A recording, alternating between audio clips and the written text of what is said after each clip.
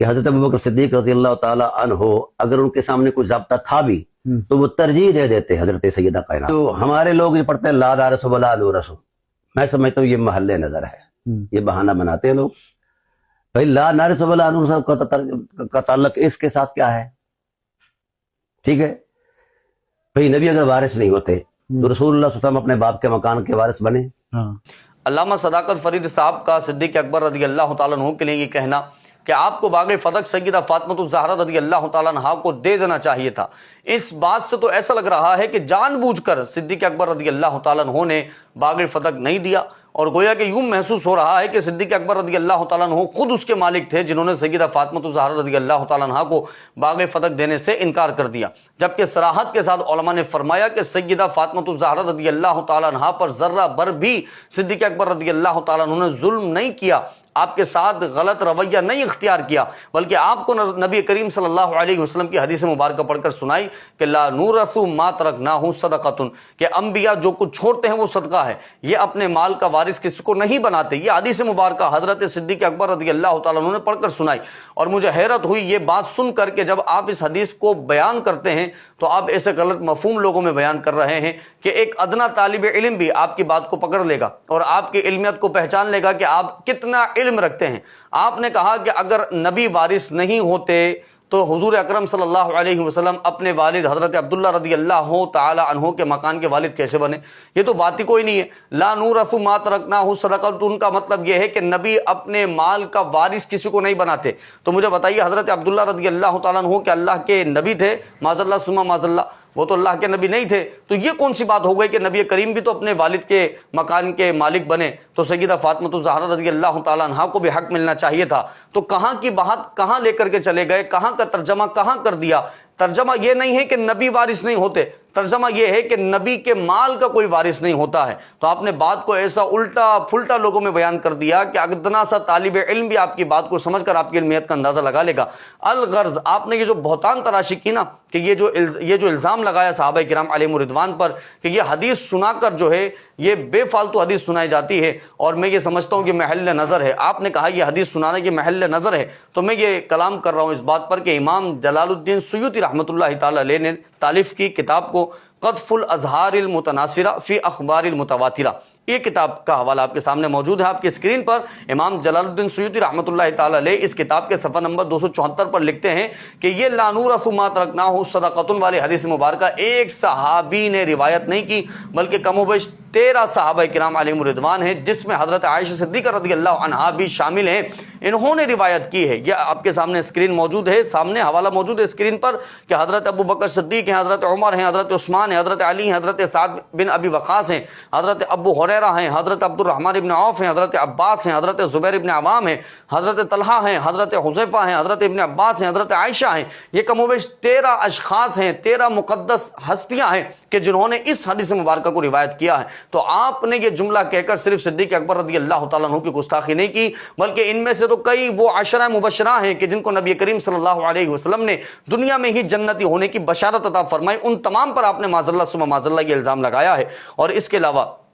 دوسرا حوالہ آپ کے سامنے موجود ہے، ابو عبداللہ محمد بن جعفر کی رحمۃ اللہ تعالی علیہ کی تالیف کردہ کتاب ہے نظم المتناثر من الحدیث المتواتر، حدیث نمبر صفحہ نمبر 217 پر حافظ ابن حجر عسقلانی رحمۃ اللہ تعالی علیہ کا قول ذکر کیا ہے. انہوں نے فرمایا یہ جو حدیث مبارکہ ہے نا کہ لا نورث ما ترکناہ صدقۃ، یہ حدیث متواتر ہے، یعنی کثرت سے صحابہ کرام علیہم رضوان نے اس حدیث کو روایت کیا ہے. اور پھر اگر یہی بات ہے کہ معاذ اللہ ثم معاذ اللہ جان بوجھ کر اس کو دلیل بنایا جاتا ہے جبکہ حدیث کا اس قصے سے کوئی لینا دینا نہیں ہے آپ کے نظریے کے مطابق، تو میں سوال کرتا ہوں کہ جب یہی اسی طرح کا معاملہ حضرت عباس اور حضرت علی المرتضی رضی اللہ تعالی عنہ کے درمیان ہوا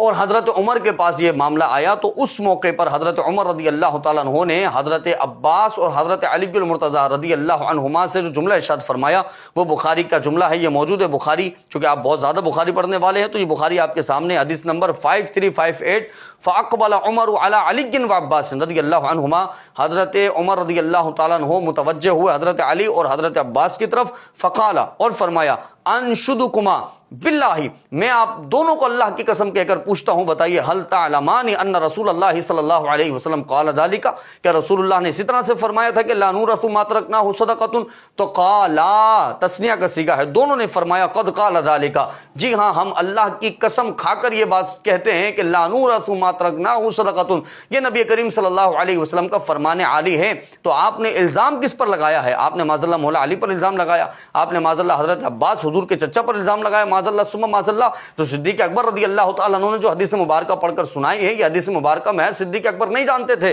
बल्कि ये 13 नुफूस कुदसिया जानते थे, जिसमें सर फहरिस्त नाम में ले चुका हूं हज़रत अली मुर्तज़ा का, हज़रत अब्बास रज़ी अल्लाह तआला अन्हुमा का। और फिर अगर इतनी ही बात है कि सिद्दीक़ अकबर ने सय्यदा के साथ जुल्म किया माज़ल्लाह आपके अक़ीदे के मुताबिक, तो जब अज़वाज मुतहरात आई हज़रत सिद्दीक़ अकबर रज़ी अल्लाह तआला अन्हु के पास, हज़रत उस्मान गनी रज़ी अल्लाह तआला अन्हु के पास यही सवाल लेकर, बाग़ फ़दक का सवाल लेकर, तो इस मौके पर हज़रत आयशा ने जवाब दिया। यह मुस्नद इमाम अहमद की हदीस मुबारक सामने है, 26,260 हदीस मुबारक है कि हज़रत आयशा ने उनसे फरमाया था कि मैं नबी करीम सल्लल्लाहु अलैहि वसल्लम की बात तुम्हें बताती हूँ कि हुजूर ने फरमाया है कि ला नूरसु मा तरकनाहु सदक़तुन, यानी जो जवाब सिद्दीक़ अकबर ने हज़रत फ़ातिमा ज़हरा को दिया, वही जवाब हज़रत आयशा ने अज़वाज रसूल को भी दिया। तो ऐसा तो नहीं है ना कि अज़वाज रसूल में बाग़ फ़दक को तकसीम कर दिया गया और सय्यदा फ़ातिमा ज़हरा रज़ी अल्लाह अन्हा के साथ जुल्म कर दिया गया, ऐसा नहीं है। बल्कि जो फैसला सय्यदा फ़ातिमा ज़हरा रज़ी अल्लाह अन्हा को पढ़ के सुनाया रसूलुल्लाह का फैसला, वही फैसला अज़वाज मुतहरात को भी पढ़कर सुनाया। और फिर आपने कहा